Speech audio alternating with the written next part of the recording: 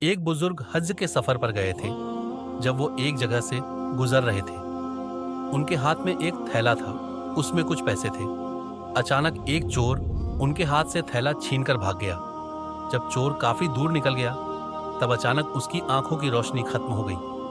آنکھوں کی روشنی جاتے دیکھ اس چور نے رونا شروع کر دیا۔ جب لوگوں نے چور سے پوچھا، بھائی کیا ہوا، تو وہ کہنے لگا، میں نے ایک آدمی کا تھیلا چھینا ہے، وہ کوئی بڑا اللہ کا قریبی بندہ لگتا ہے۔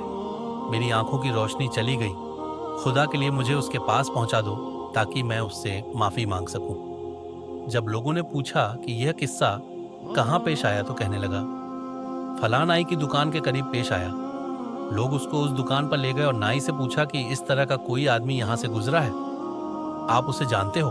اس نے کہا، مجھے اس کا گھر تو پتہ نہیں، ہاں مگر نماز کے لیے وہ آتے جاتے رہتے ہیں، اگلی نماز کے لیے پھر آئیں گے۔ یہ لوگ انتظار میں بیٹھ گئے۔ وہ بزرگ اپنے وقت پر تشریف لائے۔ لوگ اس چور کو ان کے پاس لے گئے تو اس چور نے جا کر ان کے ہاتھ پاؤں پکڑ لیے کہ مجھ سے غلطی ہو گئی، گناہ ہو گیا، نادم ہوں، شرمندہ ہوں، میری آنکھوں کی روشنی چھن گئی، آپ اپنے پیسے واپس لے لیجیے اور مجھے معاف کر دیجیے تاکہ اللہ تعالیٰ میری آنکھیں ٹھیک کر دیں۔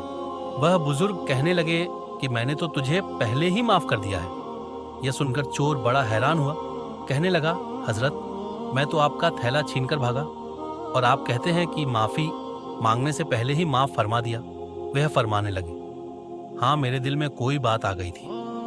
فرمانے لگے، میں نے ایک حدیث پڑھی جس میں نبی اکرم صلی اللہ علیہ وسلم نے فرمایا کہ قیامت کے دن جب میری امت کا حساب پیش کیا جائے گا تو میں اس وقت تک میزان کے قریب رہوں گا جب تک میرے آخری امتی کا فیصلہ نہیں ہو جاتا۔ میرے دل میں یہ بات آئی کہ اگر میں نے اس چور کو معاف نہیں کیا تو قیامت کے دن یہ مقدمہ پیش ہوگا اور جتنی دیر میرے مقدمے کا فیصلہ ہونے میں لگے گی، اللہ کے نبی علیہ السلام کو اتنی دیر جنت سے باہر رہنا پڑے گا۔ اس لیے میں نے معاف کر دیا کہ نہ تو مقدمہ پیش ہوگا، نہ ہی میرے محبوب کو جنت میں جانے میں دیر لگے گی۔